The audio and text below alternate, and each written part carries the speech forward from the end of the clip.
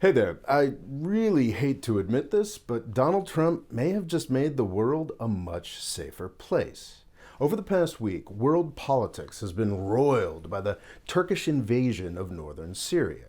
There are a few basics of the way this story is being told that I agree with. Turkey has invaded northern Syria, and it's pretty bad. Donald Trump has stabbed our Kurdish partners in the back in a really egregious way. But almost nothing else of what we are being told about this conflict is true. So, did we betray the Kurds? Absolutely. But we also betrayed Turkey. You know, that top 20 economy that we've had a treaty alliance with for like 70 years? Turkey is invading northern Syria to get at the YPG, a Kurdish militia that was really helpful to the United States in solving that Islamic State problem that we created. Most sources will point out that Turkey claims that the YPG is linked to the PKK, a US-designated terrorist organization. But when these sources talk about it, they act as if it's some nasty rumor that Turkey came up with to justify doing some genocide. It's not a rumor. The PKK and the YPG are directly linked. As the Washington Post reluctantly admitted in a recent article, both groups operate under the same command structure, and fighters move freely between them. When the YPG took Raqqa, they celebrated by flying a flag with the face of Abdullah Öcalan, the PKK leader who has spent the past 20 years in a Turkish prison. The US government is embarrassed about this and has tried to rebrand its northern Syrian allies as the Syrian Democratic Forces, but everybody knows that the YPG is the motivating force behind the SDF. These absurd branding exercises have been one of the great curses of the Syrian civil war. Media willingness to accept farcical US government naming conventions are the reason that Washington, D.C. was able to fund al-Qaeda in Syria for most of the past decade. Turkey haters love to play these name games. They'll angrily tell you that Turkey funded an armed ISIS and al-Qaeda. And they're not actually wrong about that. But what the Turkey haters leave out is that Turkey funded these organizations because the US government asked them to.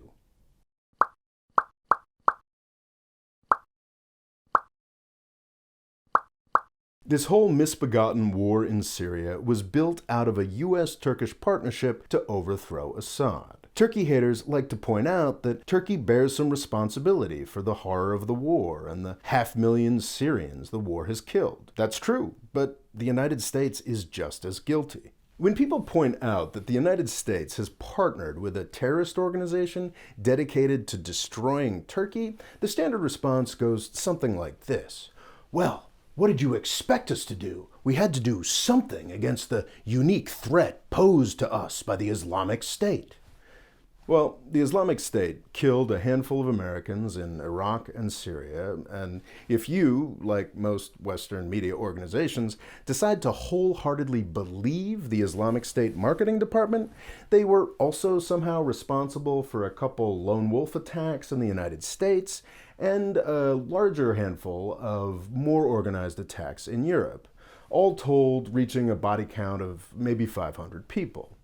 The Turkish fight against the PKK has killed 40,000 people in Turkey. That number is the result of 30 years of fighting, but thanks in part to the war in Syria, the conflict against the PKK intensified in 2015. Over the past 4 years, thousands of soldiers, insurgents, and civilians have died. There's a lot to question in Turkey's treatment of its Kurdish minority.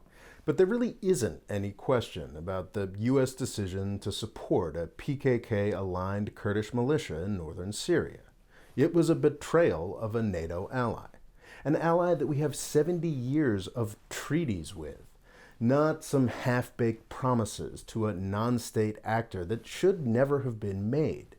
Legally, practically, economically, and yes, even morally, I believe that our treatment of Turkey over the past 5 years is a lot worse than what we've done to the Kurds over the past week. So does all that mean that I support Turkish President Erdogan's invasion of northern Syria? Hell no. I think it's a terrible idea. Since the modern Republic of Turkey's founding in 1923, the Turks have wisely maintained a powerful military that they have almost never used. Turkey's founders remembered the overextended Ottoman Empire before them and its humiliating 200-year fall. The tragic thing is that for the first decade or so of his time in power, Turkish President Erdogan seemed to agree with this. He advocated zero problems with his neighbors and even showed real political bravery in starting peace talks with the PKK and promoting new freedoms for the Kurds in Turkey. Erdogan was proving that Turks and Kurds could live together peacefully and profitably. Then he started losing elections and intentionally fucked it all up. Unfortunately, going after the Kurds is good politics in Turkey. In 2015, Erdogan lost his parliamentary majority, in part because of a small Kurdish party. So he restarted the civil war against the PKK and got his majority back. I have the sense that this new operation against the Kurds in Syria has a lot to do with the fact that he's crashed the Turkish economy and that he lost power of Turkey's biggest cities in local elections in June and March of this year. I think Erdogan's squelching of the idea of a Syrian Kurdistan will get him some political points in the short term, but if he stays in there, especially now that the United States is out of the picture, I really do think Syria could end up being Turkey's Vietnam. So for the past week, until last night really, I've had this old song bouncing around in my head. You know, the one by The Who, the one talking about how we won't get fooled again? The most striking thing about this controversy is how similar it seemed to something that happened 10 months ago. The freak out that Washington, D.C. is going through right now is exactly the freak out that it went through last December when Donald Trump announced his intention to take our troops out of Syria. Donald Trump woke up and decided to pull out of Syria. Everybody in Washington, D.C. lost their minds, from CNN to Fox News, from Republican Lindsey Graham to Democrat Nancy Pelosi. All of Washington, D.C. thinks getting out of Syria is a terrible idea. That clip was from December 2018, but last week, everybody was playing along with the same script. And really, up until this weekend, I thought we were going to get the exact same result. We've seen it over and over again. Donald Trump proposes something that all of Washington, D.C. hates. All of Washington, D.C. gangs up on him. He backs down, and nothing changes. I thought that was what was going to happen this time. But this time is different, because last time, both Erdogan and Assad were just as surprised as Washington, D.C. was. This time, they were not. Last Sunday, October 6th, Trump announced, again after a phone call with Erdogan, that he was going to withdraw troops to let Turkey invade. By Wednesday, October 9th, Turkey was bombing northern Syria, and by Thursday, October 10th, ground forces were invading. By Sunday, October 13th, the Kurds had done a preliminary deal with Assad, and his forces were racing in to take over many northern Syrian cities. On Sunday morning, the U.S. Secretary of Defense went on national television and announced that U.S. troops were pulling out of northern Syria. I, and a lot of more serious commentators, spent Sunday scrambling around, not believing him. But as of Tuesday morning, it looks like it's really happening. Rather than risk Benghazi times 100, with U.S. soldiers caught between Syrian government and Kurdish militias on one side, and Turkey and the jihadist militias we used to support on the other side, we are pulling out. We will maintain our desert outpost of Al-Tanf in the south for now, but if Assad regains his control of the north, which is happening as we speak, our soldiers down south will be both very safe and isolated and completely useless. Does all this seem suspiciously coordinated to you? It's Turkey that is making all this happen now, so their speed isn't all that surprising. What's interesting is the way that Erdogan's great enemy, Bashar Assad of Syria, wrapped up his offensive in Idlib a couple weeks back. It's almost like he knew something was coming. It's now likely that Assad will reassert control over the majority of northern Syria. So what does this mean for the Kurds? The Kurds have a dirty secret that U.S. government and media never seem to mention. They're not really rebels against Assad. They've worked with Assad across the whole length of the Syrian civil war. The Kurdish regions of northern Syria did not become autonomous by fighting Assad. The Kurds took over to defend themselves when the Syrian government retreated. Remember Assad's murderous siege of Aleppo? Well, a detail that usually got left out on CNN is the fact that Assad and the Kurds always held the majority of the city, and they collaborated in kicking the jihadists out. Throughout the war, the Syrian government has kept a serious presence in Qamishli, one of the country's most Kurdish cities, running the airport, among many other things. It's only over the past couple of years that the Kurds have been tempted by empty U.S. promises to be more disrespectful to Assad, but the Kurds and the Syrian government have never fought seriously. Assad is an unforgiving sort, but I still do think things could work out okay for Syria's Kurds. Assad still has more rebel areas to conquer, and the Kurds are a well-armed, effective fighting force. It's entirely possible that they'll be able to win some limited autonomy for the small parts of Syria that are actually Kurdish, in return for helping Assad take Idlib. So initially, my main complaint about what Trump did to the Kurds is that he didn't give them enough time. If he'd just given them fair warning, they would have been able to deal with Assad from a position of strength, and they could have gotten a better deal. But just looking at the DC freakout over the past week, it's clear that that could never have happened. The Kurds tried to reach an accommodation with Assad multiple times, but Washington, D.C. always squelched it. This absurd mess over the past week is the only way we were ever going to leave northern Syria. It's not clear that he's pulled it off yet, but I'm beginning to suspect that Donald Trump may have done it.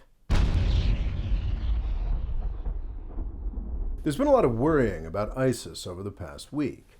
Prisoners are escaping, and the United States won't be dropping fabulously expensive bombs on them anymore. A lot of people are convinced that ISIS is about to come rampaging back, but I don't really think that's gonna happen. What nobody else will tell you, but anybody with a calendar can verify, is that since the end of 2017, the U.S. mission in northern Syria hasn't been fighting ISIS, it's been fighting to prolong its existence. The standard Pentagon MSNBC line seems to now be that we couldn't possibly withdraw from Syria before the Islamic State is completely defeated. Well, there's something about the timeline here that's really been bugging me.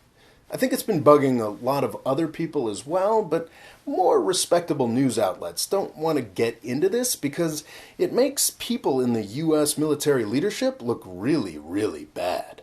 Starting from Syria, the Islamic State took a series of cities. By the beginning of 2014, they had Raqqa. In April of 2014, they launched an offensive to take Deir ez-Zor in Syria, and in June of 2014, they rolled into Mosul in Iraq. Over the course of 2015 and 2016, they were slowly pushed out of cities and countryside across Iraq and Syria, but these three cities remained as the heart of the caliphate. And then in 5 short months in 2017, they lost them all. After 9 grueling months, the Iraqi government finally took Mosul in July of 2017. The U.S.-supported Kurdish forces took Raqqa in October of 2017. In November of 2017, Assad's forces took Deir ez-Zor. So that was the situation in December 2017. After almost losing it all, Syria, Iraq, and the Syrian Kurds had come roaring back. They had built the war machines they needed and braved 3 years of brutal multi-front fighting to kick the Islamic State out of every large urban area it controlled. All that was left was a scattering of ISIS-controlled villages and desert strongholds that the U.S. warplanes could obliterate with ease. That was the situation in December 2017.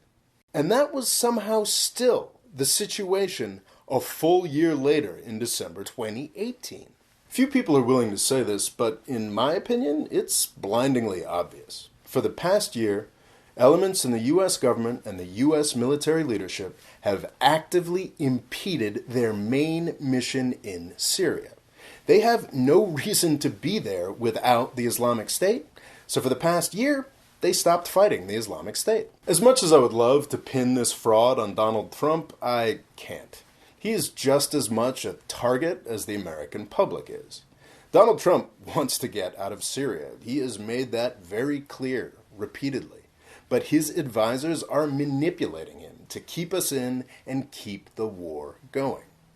In more serious times, there was a word that you could use for what Trump's advisors and generals are doing. That word is treason. But we're not living in serious times.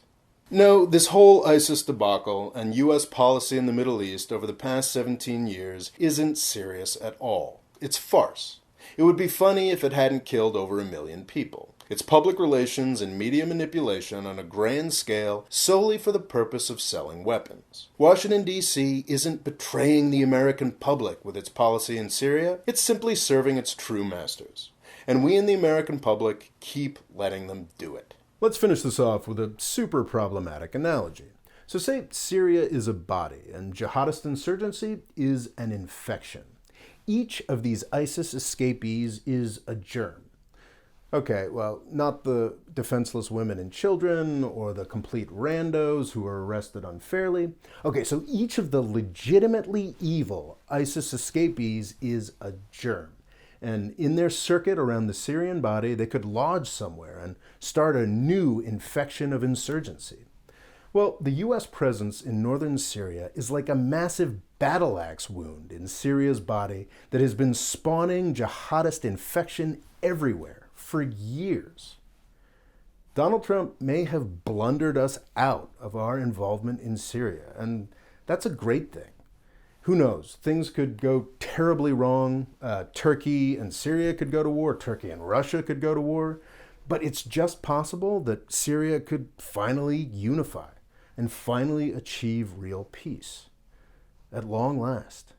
Thanks for watching. Please subscribe. And I recommend watching the rest of my Everybody's Lying About the Islamic State video if you somehow still think we were the good guys in Syria.